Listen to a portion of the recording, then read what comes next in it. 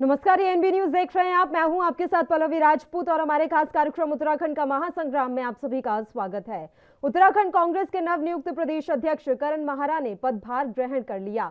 इस दौरान प्रदेश प्रभारी देवेंद्र यादव भी मौजूद रहे। पूर्व मुख्यमंत्री हरीश रावत भी प्रदेश मुख्यालय पहुंचे। नए प्रदेश अध्यक्ष का नाम सामने आने के बाद कांग्रेस में काफी नाराजगी भी देखी गई।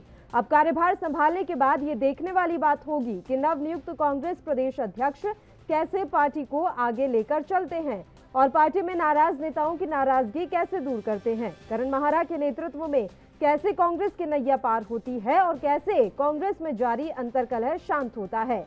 तो एक तरफ जहां कांग्रेस में नए प्रदेश अध्यक्ष की ताजपोशी हो चुकी है, तो वहीं दूसरी तरफ विधानसभा चुनाव के दौरान बीजेपी में भीतरघात करने वालों पर गाज गिराने की पटकथा भी लिखी जा चुकी है।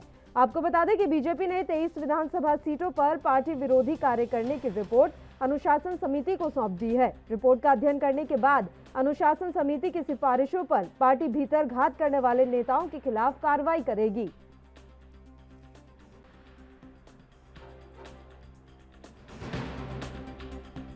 मीटिंग हम आज आए हैं यहाँ पर। हमने सभी विधानसभाओं पर कुछ कंप्लेंटें आ रही थी चुनाव को देखते हुए, और हमने सारे वरिष्ठ अपने कार्यकर्ताओं को सब विधानसभाओं में भेजा था। वहाँ से कुछ रिपोर्ट वो लेकर आए हैं। कुछ जगह अनुशासनहीनता भी हुई है, उसके सत्यापन के लिए अब हमने अनुशासन समिति जो है उनको दे दी है रिपोर्ट, और वो आने वाले समय में जब भी हफ्ते 10 दिन में रिपोर्ट देंगे फिर उस पर संगठनात्मक बैठकर चर्चा करेंगे सभी लोग, और क्या कार्रवाई करनी है उस पर निर्णय करेंगे। आज पूरी रिपोर्ट अनुशासन समिति को सौंपी है। अनुशासन समिति उनका अध्ययन करेगी। अध्ययन करने के बाद जो बिंदु निकल के आएंगे उस पर फिर बैठ के चर्चा होगी। तो अभी केवल इतना ही विषय आज हम लोगों ने बैठक में था। मैंने पहले भी कहा, मैं परिवार का सबसे छोटा सदस्य हूँ, सबका प्यारा हूँ, कोई गुटबाजी नहीं है, सब ठीक है, सब सामान्य है। विस्तार कब तक हो जाएगा कार्यकारिणी का विस्तार? देखिए, 3 महीने का मैंने आपसे समय मांगा गया है, 3 से 4 महीने, क्योंकि मैं पहले पूरे उत्तराखंड का दौरा करूंगा, कुमाऊं और गढ़वाल क्षेत्र को पूरा घूमूंगा, लोगों से जनभावनाएं मांगूंगा, कार्यकर्ता क्या चाहता है, किन लोगों को चाहता है, कौन काम करना चाहता है। मेरा उद्देश्य रहेगा कि जो भी पदाधिकारी बने वो 5 साल में कम से कम 70 के 70 विधानसभाओं में जाके लोगों से मिले, हमारे कार्यकर्ताओं का मनोबल बढ़ाए और कार्यकर्ताओं को ये उनसे पहचान हो, जान पहचान हो, तभी वो यहाँ बना रह सकता है। अन्यथा जो काम नहीं करेंगे उनकी आवश्यकता नहीं है। अध्यक्ष जी, विपक्ष में रहते हुए क्या रणनीति रहेंगी और किस प्रकार से कार्य किया जाएगा? विपक्ष का काम अंकुश लगाना, और अंकुश लगाने का ही काम मैंने करना है। पहले विधानसभा में लड़ता था, अब सड़कों में लड़ूंगा, गली मोहल्लों में लड़ूंगा, और विधानसभा में जो हमारे साथी जो विषय उठाएंगे उनको लेकर प्रचंड ताकत के साथ मैं जनता को जागरूक करने का काम करूंगा और आंदोलन करूंगा। महाराज जी क्या माने, आप जीरो से शुरू कर रहे हैं कांग्रेस पार्टी को? आपका निश्चित ही जीरो नहीं कहा जा सकता। हम 11 थे, आज 19 हैं, और अगर जो वोटिंग परसेंटेज देखेंगे तो वो बड़ा है। सारे 2-2 हज़ार रुपये खातों में डालने के बाद, फ्री राशन देने के बाद भी वोट परसेंटेज बीजेपी का बहुत ज़्यादा नहीं है। तो ऐसा नहीं है, जीरो से शुरुआत नहीं है। जहां हम खड़े हैं उससे मैं उसको आगे लेके जाऊंगा।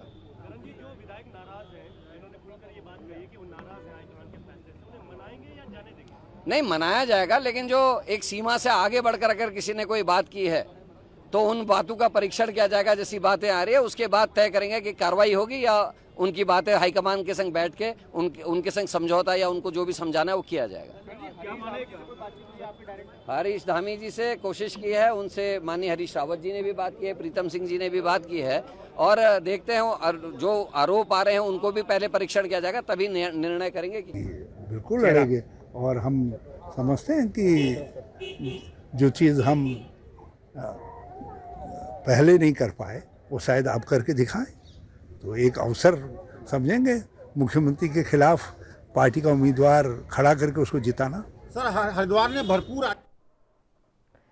चलिए, इस मसले पर अब हम चर्चा की शुरुआत कर लेते हैं। 3 मेहमान इस समय हमारे साथ जुड़ गए हैं। मेहमानों से आपका परिचय करवा देते हैं। संजीव वर्मा जी हमारे साथ जुड़े हुए हैं, भारतीय जनता पार्टी के प्रदेश प्रवक्ता हैं। दिनेश शक्ति त्रिखा जी हमारे साथ जुड़ गए हैं, वरिष्ठ पत्रकार के तौर पर। और धीरेन्द्र प्रताप जी इस समय हमारे साथ जुड़े हुए हैं, वरिष्ठ नेता हैं कांग्रेस पार्टी के। तीनों ही मेहमानों का स्वागत है एएनबी न्यूज पर। संजीव जी, शुरुआत आप ही के साथ कर लेते हैं। सर, देखिए, अभी तक आप लोगों के द्वारा लगातार ये बात कही जा रही थी कि हमारे यहाँ तो कोई भीतरघात नहीं हुआ है, किसी तरह की कोई समस्या नहीं है, लेकिन अब अनुशासन समिति को रिपोर्ट सौंपी गई है। सर, तो वो रिपोर्ट किस बात की सौंपी गई है जब भीतरघात हुआ नहीं या कोई समस्या कहीं आई नहीं? जनता पार्टी पूरी तरह से अनुशासन से चलने वाली पार्टी है। अब पार्टी विद डिफेंस सभी दलों से भिन्न पार्टी भारतीय जनता पार्टी, जहां एक कैडर बेस्ड पार्टी है हमारी, और हमारी पार्टी के अंदर पूरा अनुशासन है, जहां पर हम राष्ट्र प्रथम, पार्टी द्वितीय और व्यक्ति अंतिम, इस सिद्धांत पे चलने वाली भारतीय जनता पार्टी। और जिस प्रकार आपने कहा, अभी विगत जो अभी 2022 के हमारे चुनाव हुए, उसमें कुछ जगहों से कुछ कार्यकर्ताओं के द्वारा या कुछ प्रत्याशियों के द्वारा कुछ शिकायतें प्रदेश संगठन को प्राप्त हुई थी।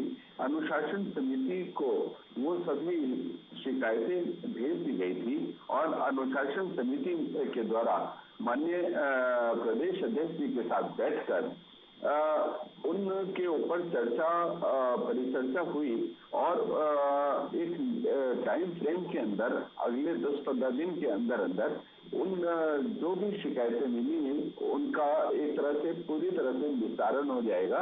यदि कहीं कोई जो शिकायत प्राप्त हुई, यदि किसी शिकायत में कोई दम मिलता है तो उनके ऊपर कार्यवाही होगी।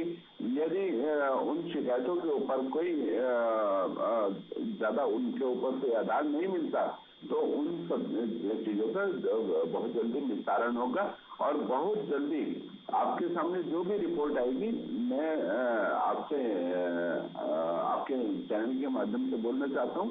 सबसे पहले हम आपके चैनल पे ही उस रिपोर्ट को लाने का हम काम करेंगे कि जो बड़ा बदलाव कुछ देखा जा सकता है क्या संजीव वर्मा जी? जैसे मनीष कौशिक को लेकर कहा जा रहा था कि हो सकता है उन्हें उनके पद से हटा दिया जाए, तो किसी तरह के बड़े बदलाव देखने को मिलेंगे या फिर नहीं?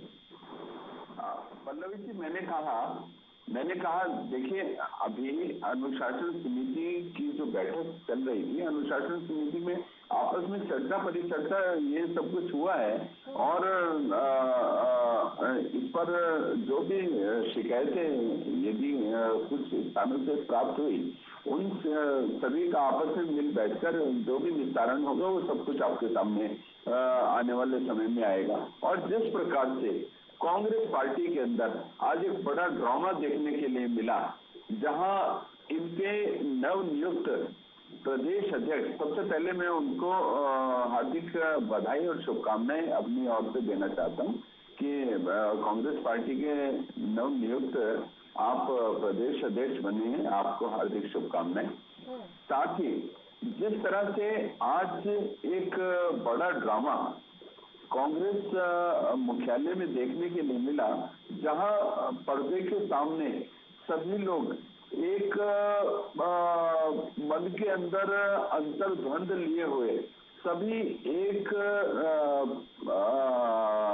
मंच के ऊपर खड़े होने का एक नाटक कर रहे थे और जहां इनके बड़े नेता बात ही बात में अपनी पीड़ा को भी जाहिर कर रहे थे और इनके बड़े नेताओं द्वारा यशपाल आर्य जी जो नेता, जिनको नेता प्रतिपक्ष बनाया गया है, उनके ऊपर सीधी सीधी टिप्पणी की गई कि जब आपको मौका मिला तो आप सत्ता का सुख पाने के लिए भारतीय जनता पार्टी में चले गए और जब आपने देखा कि कांग्रेस पार्टी के अंदर कुछ आपका भविष्य आप अपना तलाश रहे थे, तो ऐसे समय पे आप कांग्रेस में आ गए और जो इस तरह का ये भाषण दे रहे थे, उन्होंने साफ साफ अपने कार्यकर्ताओं और पदाधिकारियों को ये भी इंगित किया कि ऐसे लोगों को चिन्हित करें और इस तरह के जो एलिमेंट्स हैं उन लोगों को न कोई पार्टी के अंदर कोई तरजीह देनी चाहिए और न ही उन लोगों का कोई सम्मान किया जाना चाहिए। साफ साफ गुटबाजी इस बात से परिलक्षित हो रही थी और जहां आपके कांग्रेस के पूर्व सीएम श्री हरीश रावत जी के द्वारा कल एक बड़ा बयान दिया गया था, जिन्होंने स्वयं स्वीकार किया कि हाँ, कांग्रेस के अंदर जबरदस्त गुटबाजी है और पार्टी के अंदर जबरदस्त भीतर घात है हुआ है।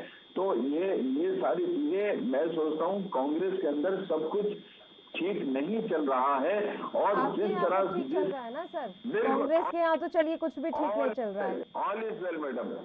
अब अनुशासन समिति की रिपोर्ट, अब आप ही बोल रहे हैं कि अभी तो उस पर चर्चा होगी, आने वाले वक्त में बताया जाएगा, तो इतना कॉन्फिडेंस के साथ ऑल इज वेल कैसे कह पा रहे हैं सर आप? बेटा कुछ तो रिपोर्ट में लिखा होगा या ब्लैंक पेपर थमा दिए गए? पल्लवी जी, मैंने पहले ही कहा, भारतीय जनता पार्टी अनुशासन के साथ चलने वाली पार्टी है। और जहां कांग्रेस पार्टी इनके यहाँ जो भी आपस में गुटबाजी है, जो भी मंचों के ऊपर ये लोग लड़ जाते हैं, अपने कांग्रेस भवन में, कांग्रेस मुख्यालय में अपने प्रदेश के महासचिव के कपड़े फाड़ दिए जाते हैं, उनको बद्दी गालियां दी जाती हैं, जिसको ये लोग अपना आंतरिक लोकतंत्र की संज्ञा देते हैं। वास्तव में कांग्रेस पार्टी के अंदर जबरदस्त अनुशासनहीनता है। अनुशासन का ABCD भी ये लोग जानते नहीं है। और जिस प्रकार से पिछले 2, 4, 5, 7, 10 दिनों से लगातार रामनवमी के शोभा यात्रा पर, हनुमान जयंती पर जो अल्पसंख्यक वर्ग के द्वारा शोभा यात्रा के ऊपर पथराव की घटनाएं हुई और पूरी एक सोची समझी साजिश के तहत ये सब कुछ चल रहा है। और बड़े शर्म की बात है, डूब के मर जाना चाहिए कांग्रेस पार्टी के उन नेताओं को जिनके मुंह से एक झूठ। अनुशासन समिति के रिपोर्ट से हम निकले और ना जाने कहां पहुंच गए जाकर। बात हम अनुशासन समिति की कर रहे हैं, बात हम कांग्रेस पार्टी के अभी जो कुछ भी उनके भीतर चल रहा है उस बारे में कर रहे हैं। अब इसमें रामनवमी पर हुई हिंसा, हनुमान जयंती पर हुई हिंसा कहाँ आ गई सर बीच में? जो मुद्दा है उसी पर रह लेते हैं, चर्चा फिर से करेंगे एक छोटे से ब्रेक के लिए। उससे पहले यहाँ रुक रहे हैं, जल्द हाजिर होंगे।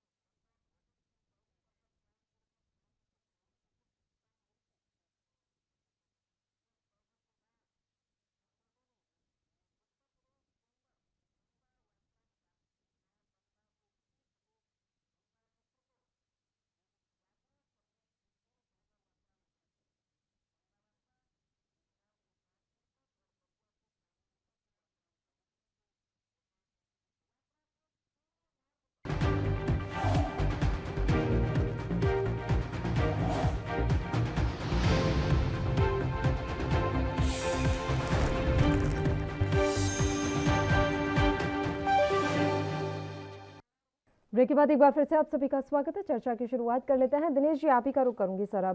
अब जो कुछ भी उत्तराखंड के सियासत में चल रहा है उसे आप किस तरीके से देख रहे हैं? दोनों ही मुख्य पार्टियां भीतर घात से जूझ रही हैं, क्या आप भी ऐसा मानते हैं? ये दोनों ही पार्टियां जब भाजपा है तो कांग्रेस की उसके अंदर कांग्रेस जो भीतर घात चली रही है और कलेश पहले से भी है। कांग्रेस के अंदर खुल के सामने आ गई, भाजपा के अंदर खुल के अब सामने आ गई। पिछले दिनों जब कांग्रेस में ये भाजपा के अंदर जो भीतर घात हुई, ये मदन कौशिक का भी प्रोग्राम वो हुआ था कि अध्यक्ष से हटा के उसको सील किया जाए, तभी से भीतर घात शुरू हो चुकी थी। जब इनके सामने बात आई, इन्होंने कहा कि भीतर घात दबाव सामने आई, इन्होंने अनुशासन समिति बना दी। अनुशासन समिति में बनेगी, वो डिसाइड करेगी भीतर घात क्यों है। अपने लिए तो अनुशासन समिति डिसाइड करेगी भीतर घात क्यों है, गुटबाजी क्यों है। कांग्रेस के लिए डिसाइड नहीं हो सकता। क्यों नहीं हो सकता? क्योंकि उनके खिलाफ इनके पास तो वजूद ही नहीं है कि जो ये बोल पाए। यही बोल पाते हैं भीतर घात है, भीतर घात से लक्ष्य बढ़ाने हैं, भीतर घात से ये हुआ, भीतर घात से हुआ। भीतर घात अगर था तो 1119 तो पहुंच ही गए, वोटिंग रेट तो बड़ा ही। लेकिन ये जो बातें हैं, ये बातें सिर्फ सियासी बातें हैं, सिर्फ पब्लिक को भरवाने की बातें हैं। भ्रमित करने के अलावा दोनों पार्टियों के पास कुछ नहीं है, वर्क करने के लिए कुछ भी नहीं है। अभी आप देखिए, अगर आप मार्केट के अंदर अगर आपका रिपोर्टर को जानकारी दे तो मार्केट के अंदर आज की डेट के अंदर विकास जो है वो सबसे बड़ा अपराध में हो रहा है। अपराध तबके का आदमी आगे बढ़ रहा है, इसका विकास हो रहा है। ये डेली आप कुमायूं में देख लीजिए, सबसे बड़ा कुमायूं के अंदर अपराध का जनाब बढ़ रहा है, इतना गढ़वाल में नहीं बढ़ रहा। और फिर भी ये अनुशासन की बात करते हैं, विकास की बात करते हैं, तो ये कहाँ तक ले जाएंगे अपना विकास, ये तो आने वाला टाइम बताएगा। अभी तो 2 महीने बीते हैं, बाकी आगे देखो होता है क्या, देखते हैं। बाकी अब नया अभी करण महारा के सामने आपको क्या चुनौतियां नजर आ रही हैं? एक तो उपचुनाव की सबसे बड़ी चुनौती है, उसके अलावा अपने संगठन को वो किस तरीके से मजबूत कर पाते हैं, और जो तस्वीरें आज दिखाने की कोशिश की गई सर, उन तस्वीरों के पीछे की सच्चाई आपको क्या नजर आती है? एक मंच पर सब जुट तो गए, लेकिन दिल से जुटे हैं या फिर सिर्फ तस्वीरें खिंचवाने के लिए? ये तस्वीरें खिंचवाने के लिए, अपनी पब्लिसिटी करने के लिए है। क्या वर्मा जी भी आप देख लीजिए, वर्मा जी को देख क्या है। हेलो जी दिनेश जी, आवाज आ रही है मुझे? वही कह रहा हूँ ना कि वर्मा जी को देख लीजिए, वर्मा जी को और कोई मुद्दा नहीं मिलता तो रामनवमी और हनुमान जन्म उत्सव की बात करते हैं। जी जी अपनी अपनी लाइन से भटक जाते हैं, जो सच्चाई है उसको छुपाने के लिए दूसरा टॉपिक उठा देते हैं। जैसे कि देखते और उसका पात्रा जी की आदत है, वो चीजें जो है इनको ट्रेनिंग दी जाती है कि आप बच्चे को हटके भ्रमित दूसरी तरीके भ्रमित कर दीजिए ताकि लोग भ्रमित में आकर कुछ और बातें करें। इसलिए गुटबाजी दोनों पार्टियों के अंदर है, उनकी पार्टी खुल के आ जाती है गुटबाजी, ये की पार्टी खुल के आती नहीं है, अनुशासन की बात करते हैं। अनुशासन नाम की बात जो है ठीक है, बातों में थोड़ा बहुत अनुशासन है, लेकिन कांग्रेस के अंदर सीनियर जो दिखता है उनका अनुशासन अपना है, वो अपने हिसाब से काम करते हैं। और ये बात भी है, अब दादी जी की बात देख लीजिए, दादी जी की उनका अनुशासन का हाल है। कल तो ये भाजपा वाले बड़ा प्रॉब्लम हुए थे, महाराज जी 10 आदमी जा रहे थे भाजपा ज्वाइन करने जा रहे हैं, वो कहाँ गए? पब्लिक को भ्रमित करने के लिए, बदमाश करने के लिए, उनकी सीधा प्रचार करने के लिए ये सारी बातें उठाते हैं और कुछ नहीं। सिर्फ इनके अपने आप को दोनों को सुधारना चाहिए, अपने गुट को ठीक करना चाहिए, पार्टी में बढ़ाए। नेता कल पर नेता प्रतिपक्ष नहीं था तो परेशान थे, और देश अध्यक्ष नहीं था तो परेशान थे। आज जब सब कुछ हो गया तो दूसरी बातों से परेशान है। जो सच्चाई है उसकी तरफ नहीं जाते ही, सच्चाई की तरफ जाए, विकास की बात करे वो करे, ये अपराध कम करे। कितना अपराध बढ़ता जा रहा है, अभी पिछले 1 महीने के अंदर जितना अपराध बढ़ा है इतना अपराध तो पिछले कई सालों से नहीं बढ़ा।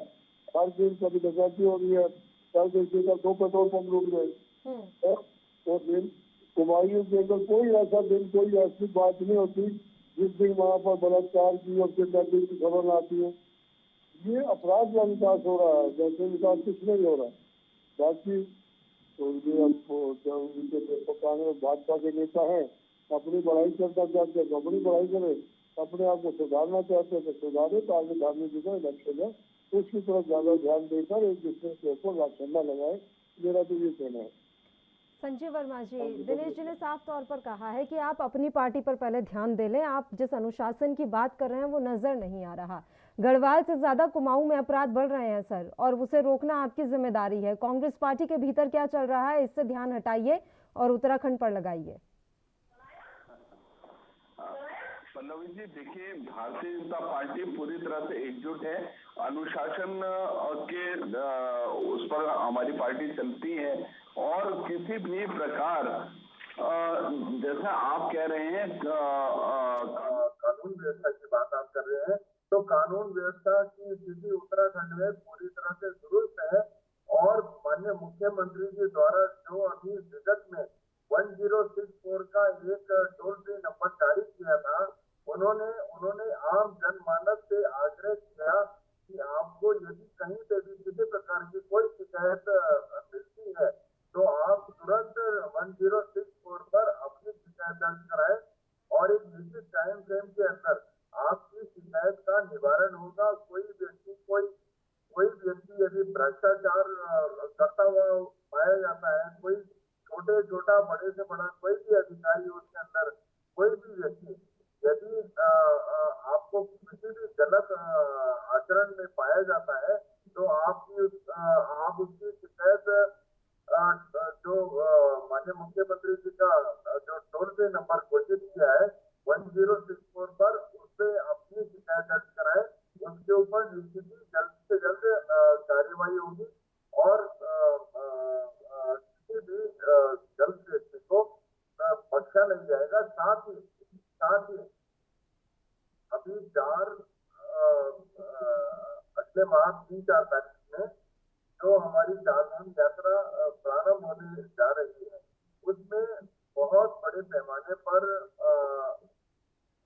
कुछ शिकायतें इस प्रकार की आया करती थी कि जो बाहर के दूसरे स्टेट की जो ये तो आप भ्रष्टाचार पे बोलकर चले गए सर। दिनेश जी ने पूछा कि कुमाऊं में अपराध बढ़ रहे हैं, आए दिन कहीं लूट हो रही है, कहीं चोरी हो रही है, कहीं बलात्कार जैसे मामले सामने आ रहे हैं, इन पर रोक लगाइए। भ्रष्टाचार के लिए तो आपने एक हेल्पलाइन नंबर जारी कर दी, बाकी अपराधों पर कैसे लगाम लगाएंगे, वो ये पूछना चाह रहे हैं। आपको मैं जवाब लूंगी, उससे पहले मैं एक बार धीरेन्द्र प्रताप जी का रुख कर लेती हूँ। वो काफी देर से हमारे साथ जुड़े हुए हैं, वरिष्ठ नेता हैं कांग्रेस पार्टी के। धीरेन्द्र प्रताप जी, अब करण महारा के सामने क्या कुछ चुनौतियां हैं सर? किस तरीके से वो उत्तराखंड कांग्रेस के संगठन को एकजुट और मजबूत कर पाएंगे? देखो, जो श्री करण मेहरा है पार्टी के नौजवान नेताओं में से एक हैं और आजादी के महानायक स्वर्गीय गोविंद सिंह मेहरा के सुपुत्र हैं। स्वर्गीय गोविंद सिंह मेहरा ने अंग्रेजों के दांत खट्टे किए थे, तो उसी परिवार की परंपरा में पहले उनसे बड़े वाले भाई पूर्ण सिंह मेहरा भी राज्य में विधानसभा में नेता रहे, विधायक रहे उत्तर प्रदेश में, और उन्हीं के बहनों ही है श्री हरीश रावत। तो ये पूरा परिवार राजनीतिक दृष्टि से बहुत ही संपन्न और कौशल से जुड़ा हुआ है। तो आज भी हरीश रावत जी जब मैं मीटिंग में था तो कह रहे थे कि करण मेहरा अपनी योग्यता का परिचय देंगे, तो मेरा पूरा भरोसा है कि राजनीतिक परिवार के जो उनकी पृष्ठभूमि है, उसका जो कौशल है, उसका जो अनुभव है, जो योग्यता है, वो कांग्रेस को एकजुट करने में मदद करेगी। और हमारे यहाँ आने वाले दिनों में पालिकाओं के चुनाव होंगे, त्रिस्तरीय चुनाव होंगे, पहले उनका नेतृत्व से देखना होगा और उसके बाद जो 24 में लोकसभा का चुनाव है, मुझे उम्मीद है कि उनके योग्य नेतृत्व में अच्छे लोगों को टिकट मिलेंगे और कांग्रेस अच्छे स्थान हासिल करेगी।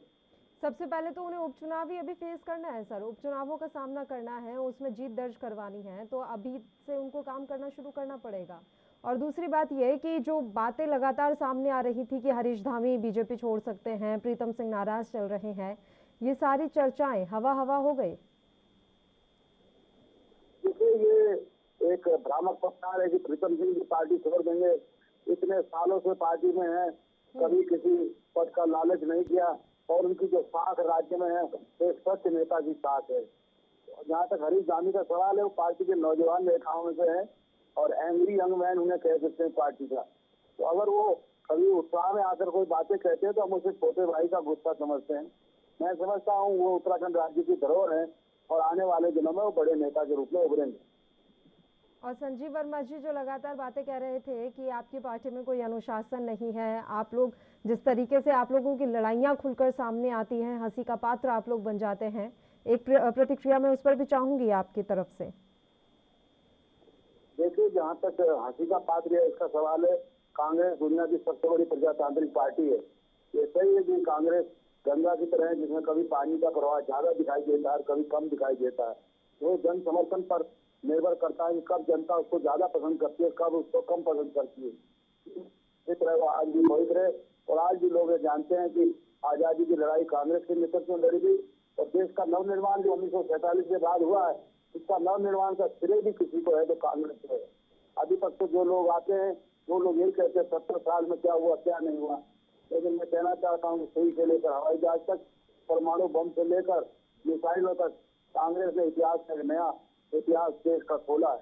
और जहाँ तक पार्टी की लीडरशिप का सवाल है, नया नेतृत्व सामने आ गया है। करण मेहरा हमारे पार्टी के अध्यक्ष होंगे, अनुभवी नेता हमारे यशपाल सिंह आर्या महासंघ विधानसभा में पार्टी का नेतृत्व करेंगे और भोल काबरी जिन्होंने एक बेहतर संगठनकर्ता का नेतृत्वकर्ता का अपना रोल दिखाया है और जिस तरह से पुष्कर सिंह धामी को वहाँ पर छोड़ दी है, मैं समझता हूँ बहुत ही एक शानदार तिगड्डा नेतृत्व वहाँ पर आया है।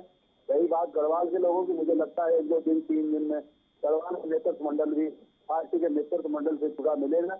हमें इस बात से कोई परेशानी नहीं है कि 2 दिन 3 दिन बाद गढ़वाल के लोग उसमें शामिल किए गए। गढ़वाल कुमाऊं सब एक है, आज उत्तराखंड एक है और इसी दृष्टि से पार्टी का नेतृत्व राज्य के नेतृत्व को देखता है।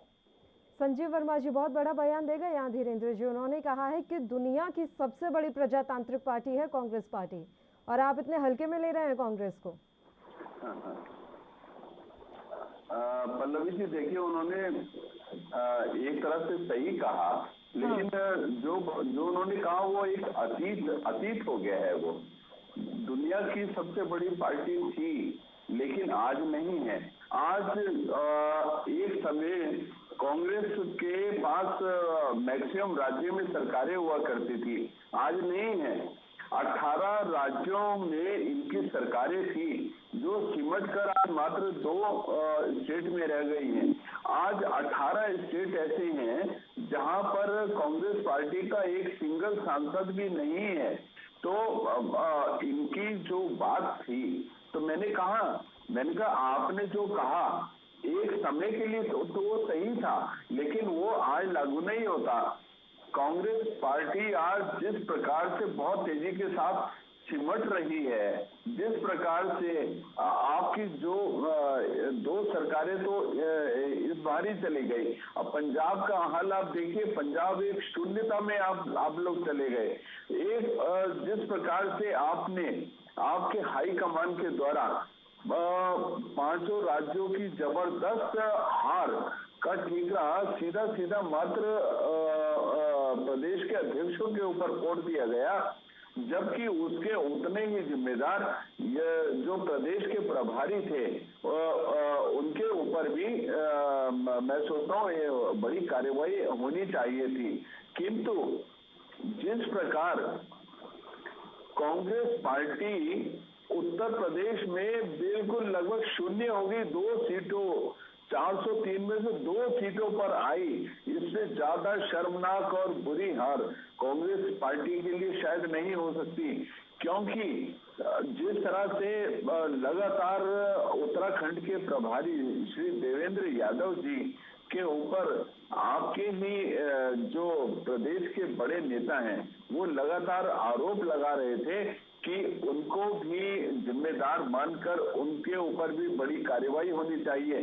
उनके ऊपर कार्रवाई मात्र इसलिए नहीं की गई कि यदि उत्तराखंड के प्रभारी के ऊपर कार्रवाई होती है तो उससे पहले कार्रवाई उत्तर प्रदेश की प्रभारी श्रीमती प्रियंका गांधी जी जो कांग्रेस की राष्ट्रीय महासचिव भी हैं उनके ऊपर होनी चाहिए, जिन्होंने नेस्तनाबूद कर दिया उत्तर प्रदेश से कांग्रेस पार्टी को।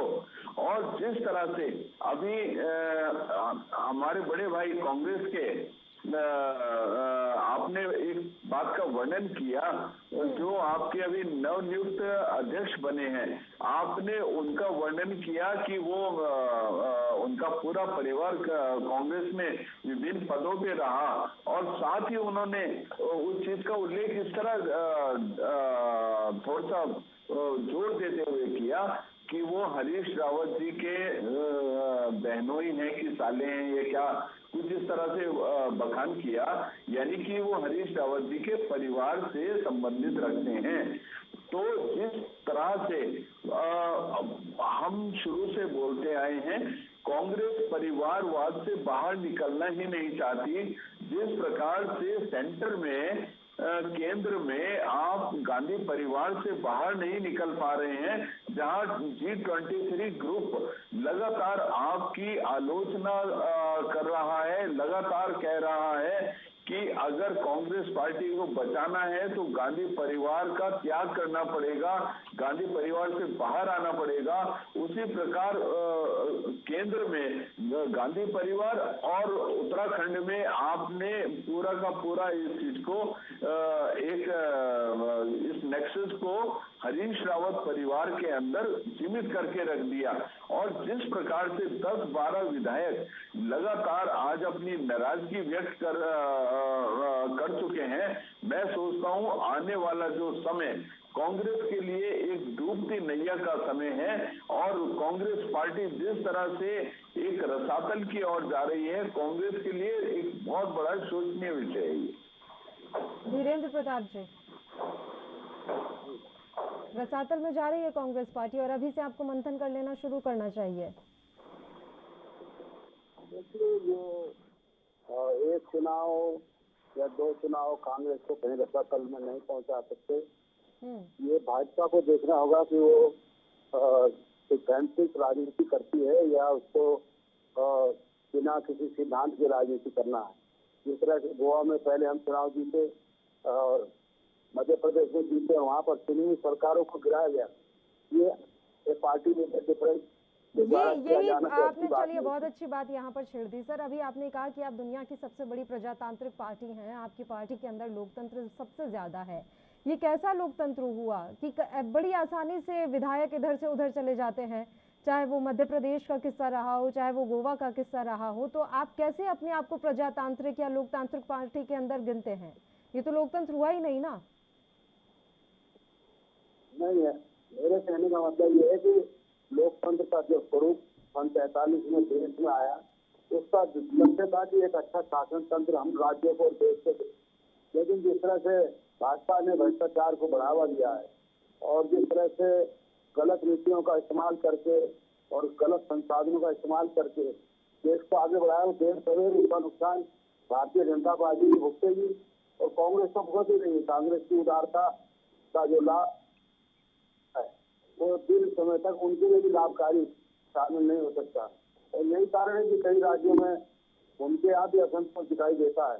लेकिन मैं ये कहना चाहता हूँ कि पार्टी आज मंथन में है। सोनिया गांधी जी ने पिछले दिनों में कई मीटिंग की है, G23 करके हमारे यहाँ लीडर से समुदाय है, वो लोग अलग से अपने सवाल उठाते रहते हैं और पार्टी का जो तमाम नेतृत्व मंडल है वो इस बात को लेकर चल रहा है कि हमें देश में सुशासन देना है और राजनीतिक दल के रूप में भी हमारी पार्टी ये दिखनी चाहिए कि हम उससे ज्यादा अच्छा काम करना चाहते हैं। तो अभी तो फिलहाल भारतीय जनता पार्टी कई राज्यों में आ गई है और आज वो अपने को सबसे बड़ी पार्टी कहते हैं। लेकिन मैं ये कहना चाहता हूँ कि कई जगह उनका 15-15 साल राज रहा। आप छत्तीसगढ़ को ले लीजिए, लेकिन आखिर में उनको वहाँ से जाना पड़ा। तो पार्टियों का यहाँ तक जनता के द्वारा चुनाव का सवाल है, पार्टियों का जनता चुनाव करती रहती है। लेकिन ओवरऑल मैं ये समझता हूँ कि हिंदुस्तान के लिए जो हिंदू मुसलमान भाइयों को एक साथ लेकर चलने वाली बात है वो कम से कम भारतीय जनता पार्टी में दिखाई नहीं देती। मैं स्वर्गीय हेमवती नंदन बहुगुणा जी का शिष्य हूँ और अब से 20-25 साल पहले जब वो देश का नेतृत्व करते थे तब भी कई लोग कहते थे कि इस समुदाय को रहने दो, इस समुदाय को रहने दो, कहते थे कि देश इससे नहीं चलेगा। तो अब जैसा भी भाजपा को कुछ समय के लिए 80% का जो आंकड़ा है वो चल रहा है, लेकिन ये देश के हिस्से नहीं है। यहाँ तो राम और रहीम को अच्छा लगेगा, लेकिन राज आप कर सकते हैं, लेकिन जनता का आपको आशीर्वाद लगातार मिलता रहे।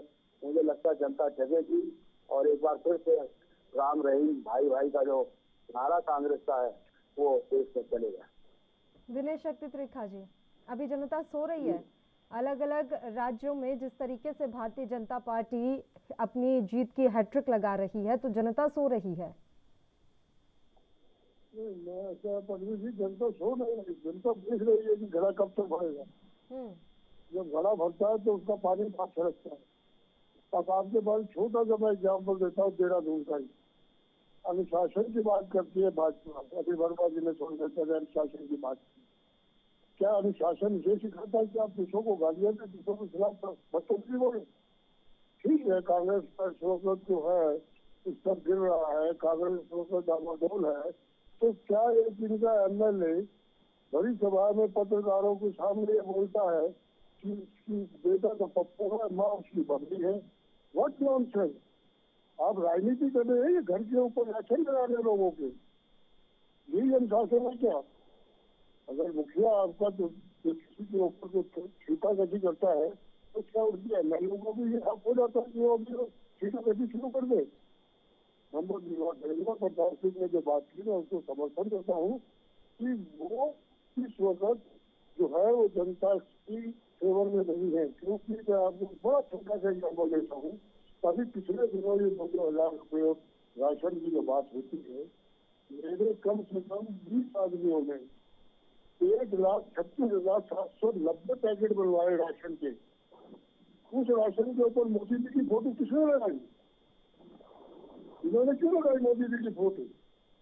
जनता इसलिए बिल्कुल बनती है, क्योंकि जब उसके पास इलेक्शन का तो पैकेट पहुंचता है तो उसके अंदर उसका नाम नहीं होता, जिस आदमी ने उसको डोनेट किया है उसने डोनेट किया जनता ये को। तो उनका प्रचार उसने तंत्र है ना donate किया। सर, ये तो उनका प्रचार तंत्र मजबूत हुआ कि वो अपनी योजनाओं को लोगों तक पहुंचाने में सफल हो रहे हैं।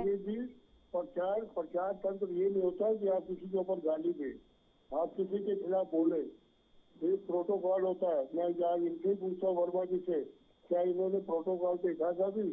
क्या इन्होंने देखा है कि रूल कार्ड क्या होता है? रूल कार्ड के अंदर ये होता है, आपको भी मैडम बता दूं मैं आपको, रूल कार्ड के अंदर ये होता है कि मैं अगर किसी ऑफिस में नौकरी करता हूँ और मेरे ऊपर का आदमी कितना भी भ्रष्ट हो, मैं उसकी गाली कभी नहीं दूंगा, मैं उसकी फैमिली के ऊपर कभी लाठा नहीं लगाऊंगा, मैं उसकी फैमिली को कभी बुरा नहीं बोलूंगा। क्यों? कि वो मेरा सीनियर था। Rajiv Gandhi ji senior prime minister थे। मैं उनकी इज्जत इसलिए करता हूँ कि वो बेईमान नहीं थे, ईमानदार थे और कांग्रेस पार्टी के अच्छे नेता रहे। उनको बदनाम किया गया, उनकी फैमिली को बदनाम किया गया। मैं कांग्रेस के फेवर में नहीं बोल रहा, मैं प्रोटोकॉल और रूल कार्ड की बात कर रहा हूँ। वर्मा जी ने जो अनुशासन के अंदर लंबा भाषण दिया तो उसके ऊपर मुझे बोलना पड़ा। अगर अनुशासन राज्य में था, आपके एमएलए ने पत्रकारों के सामने क्यों बोला? राहुल गांधी पप्पू और सोनिया गांधी बबली है, ये कौन सी अनुशासन है? ये कौन सा रूल कार्ड है? ये कौन से संविधान में लिखा है कि अगर आप एमएलए बन गए हैं तो आप अपने जो सीनियर आपके जानकारी? मैं आपको आज पॉलिटिक्स में बचपन से कांग्रेस को और भाजपा को जानता हूँ। ऐसा नहीं कि मैं किसी एक पार्टी से हूँ, मैं एक पार्टी से नहीं हूँ, मैं सिर्फ पत्रकारिता से हूँ और मैं पिछले 78 से पत्रकारिता कर रहा हूँ और मैंने देखा है दोनों पार्टियों को। जिस वक्त आज ये कह रहे हैं कि कांग्रेस को 2 सीटें मिली उत्तर प्रदेश में, जिस वक्त दिल्ली के अंदर पूरे हिंदुस्तान के अंदर इनके पास सिर्फ 2 सीटें हुआ करती थी, उस वक्त कहा था इनका अनुशासन, उस वक्त कहा था इनके सिद्धांत। मैडम मैं किसी के फेवर में नहीं बोल रहा, सॉरी, फिर भी मैं एक बात बोलता हूँ कि अनुशासन जो है वो कायम रखे, उस अनुशासन के ऊपर चले और किसी के खिलाफ बदसलूकी या बात न बोले। मेरा सिर्फ कहने का मतलब ये है और कुछ नहीं। अनुशासन दोनों के अंदर नहीं है, क्या वो कांग्रेस पार्टी हो क्या वो भाजपा पार्टी हो। भाषण देना, माइक पे बोलना, वो बड़ा अजीब सा है, बड़ा आसान सा है। मैंने आपको आज से 3 पिछली मीटिंग में तो नहीं था, मैं उससे पहली मीटिंग में भी पटनी आपको यही कहा था कि ये सारे के सारे नंगे हैं, चाहे वो भाजपा हो चाहे वो कांग्रेस ही हो। इनके अपने अभी सब ठीक हो गए, प्रीतम सिंह जी ठंडे हो गए। महाराज जी ने कसम खाई कि मैं पूरे 13 दिनों के अंदर जाऊंगा, वहाँ का भ्रमण करूंगा, वहाँ का प्रचार करूंगा और कांग्रेस को स्ट्रॉन्ग बनाऊंगा। ठीक है, उनका तत्व है, उन्होंने जजपद लिया तो करना भी चाहिए। तो इसीलिए मेरा सिर्फ कहने का मतलब यही है, इन दोनों पार्टियों से कम आप अनुशासन में रहकर सभ्यता का भी यूज करें और संस्कारों को यूज करें। वो बात अलग है कि जिसकी फैमिली में संस्कार ही नहीं थे तो वो सभ्यता की बात ही क्या करेगा। तो मैडम इसीलिए मेरे आपके चैनल के थ्रू से रिक्वेस्ट है, प्रार्थना है कि आप राजनीति करें, किसी के घरेलू हस्तक्षेप न करें, किसी की माँ बहन के ऊपर लाछन न लगाए और अपनी सभ्यता की राजनीति करें और सभ्यता में काम करें। संजीव वर्मा जी आपको सलाह दे रहे हैं यहाँ पर दिनेश जी कि सभ्यता और संस्कृति बनाए रखें। पल्लवी जी देखिए, भाषण देना बहुत आसान होता है किसी के लिए, है ना। और दीपक जी हमारे वरिष्ठ हैं, मैं आपका आदर करता हूँ, सम्मान करता हूँ। और जैसे मैंने अभी कहा कि आप लोग एक समय पे कांग्रेस बहुत बड़ी पार्टी थी, ये है नहीं। आज आप लोग सिमट गए, आपका जनाधार सिमट गया है और धीरे धीरे लोग आपकी जो कार्यशैली है उसको समझ रहे हैं और आप की पार्टी से लोगों का मोह भंग हो रहा है। और जिस तरह से मैंने कहा कि आप उत्तर प्रदेश में 4 से 3 सीटों से ये 2 सीटों पर सिमट गए, 2 सीटों पर आप लोग सिमट गए, तो मैंने केवल आपका जो धरातल पे आप लोगों की स्थिति है उसका वर्णन किया। कांग्रेस पार्टी की तरह उपहास नहीं किया। जिस प्रकार जिस समय माननीय अटल बिहारी वाजपेयी जी 2 सीटें जीत कर आए थे तो कांग्रेस पार्टी ने उनका हाथ परिहास किया था, उनका मजाक उड़ाया था, हम 2 हमारे 2। और उस समय माननीय अटल बिहारी वाजपेयी जी ने बहुत भरे मन से ये कहा था कि आज हमारा मजाक उड़ाने वाले कांग्रेस, मैं आपको विश्वास दिलाता हूँ कि यही भारतीय जनता पार्टी, यही जनसंघ, हम लोग एक समय ऐसा आएगा कि हमारी पूरे देश भर में हमारी सरकारें होंगी, केंद्र में हमारी बहुमत की सरकार होगी। और मैं सोचता हूँ एक उनकी इच्छा शक्ति, एक उनका प्रण और एक उनका जो काम करने का तरीका था, पूरे देश की जनता ने उसको स्वीकार किया, उसका आदर किया और पूरी जनता ने उनको आशीर्वाद दिया। आज भारतीय जनता पार्टी 300 प्लस से केंद्र में सरकार में है और साथ ही 18 राज्यों में हमारी सरकारें हैं और पूरी बहुमत के साथ हमारी सरकारें हैं। और मैं सोचता हूँ जिस प्रकार से 18 राज्यों में सरकार, केंद्र में पूर्ण बहुमत की सरकार से आपको ये राइट मिल जाता है सर कि आप अनुशासनहीनता करें। अनुशासनहीनता का मतलब यह नहीं कि आपकी पार्टी में भीतरघात हो रहा है या नहीं हो रहा है, आपके बयान बड़े सधे हुए होने चाहिए, आप किसी का अपमान ना करें, ये भी अनुशासन के अंदर ही आता है सर। पल्लवी जी, मैं आपकी बात का जवाब दे रहा हूँ। देखिए, अनुशासनहीनता भारतीय जनता पार्टी के डिक्शनरी में है ही नहीं। भारतीय जनता पार्टी बहुत अनुशासित पार्टी है, एक कैडर बेस्ड पार्टी है। हमारी सारी बातें हम लोग जितनी करते हैं एक अनुशासन के दायरे में रह के हम बात करते हैं। और मैंने साथ ही कहा जिस प्रकार से आपने भी एक बात कही, आपने स्वर्गीय राजीव गांधी जी का भी एक उदाहरण दिया और हम उनका भी आदर करते हैं, सम्मान करते हैं। और उन्होंने भी कहा था कि देश के अंदर इतना जबरदस्त भ्रष्टाचार है। उन्होंने ये बात ऐसे समय पे कही थी जब केंद्र में भी कांग्रेस की सरकार थी और देश के लगभग अधिकतर राज्यों में कांग्रेस की सरकारें हुआ करती थी। उन्होंने कहा कि केंद्र से 1 रुपये चलता है तो स्टेट में जहाँ तक उसे लगना होता है वो 10 से 15 पैसे रह जाते हैं, यानी कि 80 से 90% भ्रष्टाचार की भेंट कर जाया करता है। तो उन्होंने स्वयं स्वीकार किया था कि कांग्रेस की सरकारों में कितना जबरदस्त भ्रष्टाचार है। आज वर्मा जी राजीव गांधी के कारण जो नेता थे, भ्रष्टाचार से अंकुश लगाते हुए पूरी की पूरी जितनी योजनाएं हैं, चाहे मनरेगा हो, चाहे किसी भी प्रकार की कोई भी योजना हो। महंगाई के लिए आप लोग अभी भी इंदिरा गांधी और राजीव गांधी को जिम्मेदार ठहराते हैं। महंगाई के लिए अभी भी आपके नेता गाए बगाए उन्हीं को जिम्मेदार ठहरा देते हैं सर, नहीं तो मनमोहन सरकार को बीच में ले आते हैं। कुछ कह रहे हैं दिनेश जी, फिर आ रही हूँ मैं। संजीव जी आपसे ही कुछ बोल रहे हैं दिनेश जी। वर्मा जी दिनेश जी आपसे कुछ कहना चाह रहे हैं, एक बार सुन लीजिए उनकी बात। बताइए दिनेश जी। वर्मा जी एक बात बताइए, अभी आपने राजीव गांधी जी की तारीफ करी, धन्यवाद। मैं उनको इसी बात पे आदर करता था कि वो ईमानदार आदमी था। ईमानदारी की वजह से इसने पूरे मंच पे बोला कि सैनिकों से जो पैसा निकलता है उसके अंदर पैसा यूज पूरा नहीं होता। लेकिन उस वक्त जो नेता थे, आज वो सारे के सारे नेता भाजपा में मर गए, सारे के सारे भाजपा के साथ जुड़े हुए हैं। क्या आप समझते हैं कि उस वक्त का नेता आज आपकी पार्टी में ईमानदारी से काम कर रहा होगा? नहीं। वर्मा जी इसका मंथन कीजिए, इसे सोचिए पहले। आप उस पल को सोचे। उस पल आपको याद है कि राजीव गांधी जी ने ये कहा था कि 100 रुपए निकलते हैं तो 80 रुपए 20 रुपए खर्च होते हैं।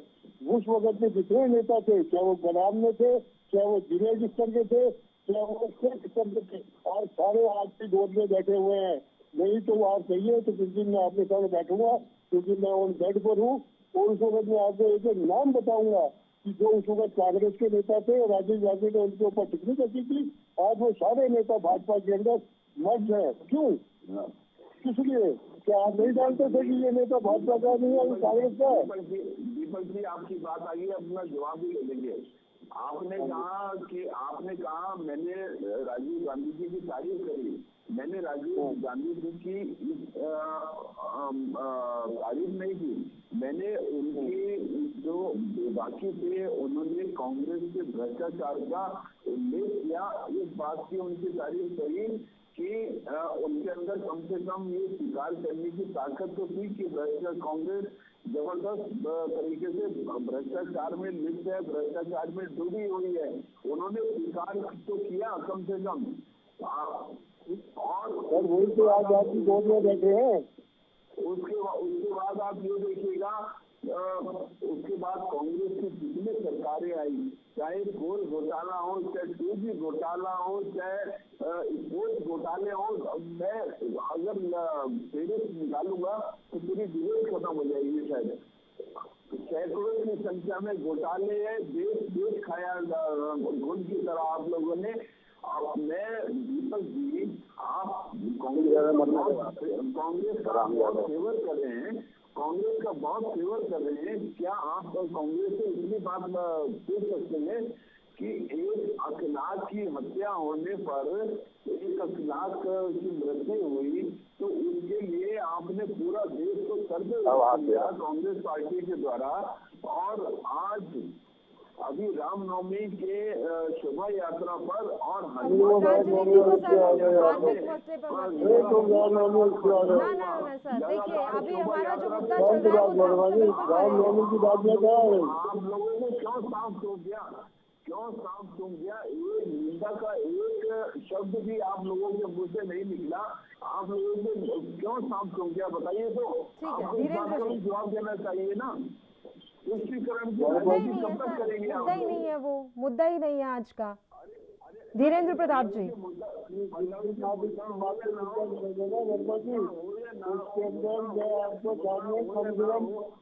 मुद्दा हो या ना हो, आप ये बताइए, तुष्टीकरण की राजनीति जो कांग्रेस पार्टी कर रही है कब तक करती रहेगी? मैं तो केवल आपसे ये पूछ रहा हूँ। बता पाएंगे तुष्टीकरण तो वो अभी पहले अपनी पार्टी को एकजुट कर ले, वही उनके लिए बहुत बड़ा रिवॉर्ड हो जाएगा। धीरेन्द्र प्रताप जी, आपसे पूछ रहे हैं संजीव जी कि तुष्टीकरण की राजनीति कब तक करेंगे, और मेरा सवाल आपसे यह है कि आपको क्या ये बहुत नॉर्मल सी बात लगती है कि आप पूरे देश में अब महज 2 राज्यों में रह गए हैं अपने बलबूते पर? सर, जो बात भारतीय जनता पार्टी की तरफ से कही जाती थी कि हम कांग्रेस मुक्त भारत कर देंगे, वो तो उस पर आगे बढ़ रहे हैं। देखिए, ये तो लोकतंत्र का एक पहलू है जिसमें कभी गंगा में पानी ज्यादा आ जाता है, कभी कम आ जाता है। जनता का विश्वास कभी किसी दल को ज्यादा अर्जित हो जाता है, हम उनका सम्मान करते हैं। अभी भी उत्तराखंड के अंदर जो भाजपा को मिला है समर्थन, हम उसका स्वागत करते हैं। और हम मेरे जैसे लोग जो पार्टी के लीडर हैं, हम इस राय के हैं कि 6 महीना तो कम से कम भाजपा को एक काम करने का अवसर देना चाहिए, और फिर कोई गलतियां करे तो सब हम उनकी बात करें। हम लोकतंत्र को इस तरह से चलाना चाहते हैं। लेकिन भारतीय जनता पार्टी के लोगों का दृष्टिकोण ये नहीं है।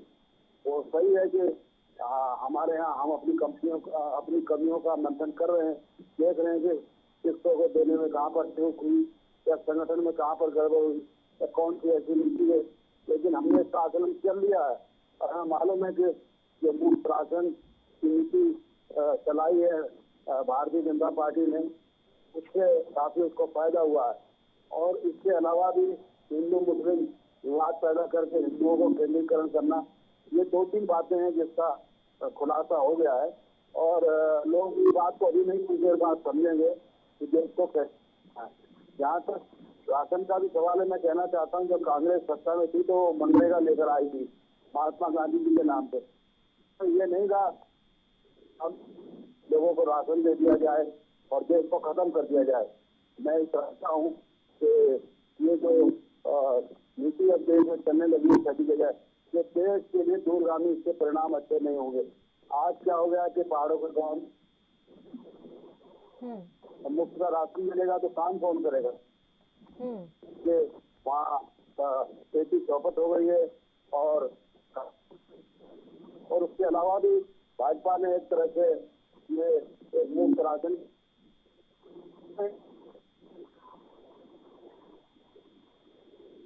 आपकी वॉइस बीच में ब्रेक हो रही है धीरेन्द्र जी। चलिए शक्ति जी आपका रुख कर लेते हैं। अब बात यहाँ पर यह है सर कि अंतर्कलह हो रही है या फिर हम आपस में बन नहीं रही है, तनाव चल रहा है, इन सब सारी चीजों का असर सियासत पर कितना पड़ता है? अब आप उत्तराखंड में कांग्रेस को ले लीजिए, जिस तरीके से बिखरी हुई है कांग्रेस, जनता के बीच में क्या छवि जा रही है और क्या जनता जो मुद्दे कांग्रेस पार्टी उठाएगी उन्हें फिर गंभीरता से ले पाएगी? दिनेश जी। हाँ आप ही से सर मेरा ये सवाल। ऐसा है कि महाराज जी ने भाग संभाला, अब कांग्रेस को संभल के चलना चाहिए और इसको अपने 13 जिलों के अंदर जाके अच्छी तरह प्रचार करना चाहिए और वहाँ की जनता की भावनाओं को समझना चाहिए। जनता के लिए क्या होना चाहिए, कैसे होना चाहिए। इसीलिए इस कांग्रेस को जोर से मेहनत करनी पड़ेगी। इनके वर्करों को जो है जो मेहनत करके अपने पार्टी को बचाने के लिए अच्छा कार्य करना पड़ेगा और जनता की बात को उठाकर सरकार को बताना पड़ेगा कि जनता के साथ ये हो रहा है, जनता के साथ वो हो रहा है। जनता जब उसके बारे में विपक्ष से बात करेगी, विपक्ष आगे सरकार की बात करेगा, जब जनता के सामने वो चीजें हल होगी तो उनका आधार जो है कांग्रेस के लिए बढ़ेगा। ये बात सच है। जब आपके पहले साल के लिए 11 सीटें मिली, दूसरे बाद उनको 19 सीटें मिल गई। इस तरीके से ग्राफ उठने वाला है, ग्राफ गिरने वाला नहीं होता। अब मैं एक बड़ी कड़वी बात करूंगा, लेकिन यह बात मैं इसलिए नहीं करना चाहता क्योंकि जिसके बलबूते जब ये लोग जमाते हैं कि हम 18 जिलों के अंदर राज कर रहे हैं, इसकी सच्चाई क्या है? ये भोपाल के अंदर कमिश्नर को विचार इन्होंने कमिश्नर को पनिशमेंट क्यों की थी, यही बात बता रहे हैं। जिसके बलबूते के ऊपर आप इतनी बातें करते हैं, 3 साल अधिकारियों को पसंद क्यों किया? सिर्फ इसलिए जिन्होंने पत्रकारिता करके वो चीज को इजाजत दिखानी चाहिए, लेकिन जब वो चीज देखी नहीं तो उसके अंदर जो जनता का वर्ग था, जो लोग है उनको शक था, वो सामने दिखाई दिया। इसीलिए तुमने शब्द जी का जायजा लेता है। पिछले साल की बात है, 2 साल पहले की बात है। भोपाल की कमिश्नर मैडम को आपने वहाँ हटा दिया, ट्रांसफर कर दिया, अच्छी में डिस्कशन कर दी। क्यों? बातें बोले देखिए चीजें लग गए क्योंकि ना तो मैं पॉलिटिक्स में हूँ तो ना ही मुझे पॉलिटिक्स में इंटरेस्ट है। लेकिन ये जो हरकतें जनता के साथ हो रही है, जनता के साथ महंगाई हो रही है, महंगाई के मुद्दे बार बार उठाने को तैयार नहीं और विपक्ष इस बात को उठाता है तो वो इसके घटिया बातें दूसरे देते हैं। आज की डेट में पल्ली थी, कल मैंने अपने सर्वेंट को भेजा, 100 रुपये किलो भिंडी मिल के आया। क्या हिंदुस्तान है? क्या ये एग्रीकल्चर भी हिंदुस्तान है? सिर्फ इसलिए क्योंकि ये सारे डिपार्टमेंट जो थे आपके टीवी थे, ये सारे अदानी अंबानी के हाथ में चले गए हैं।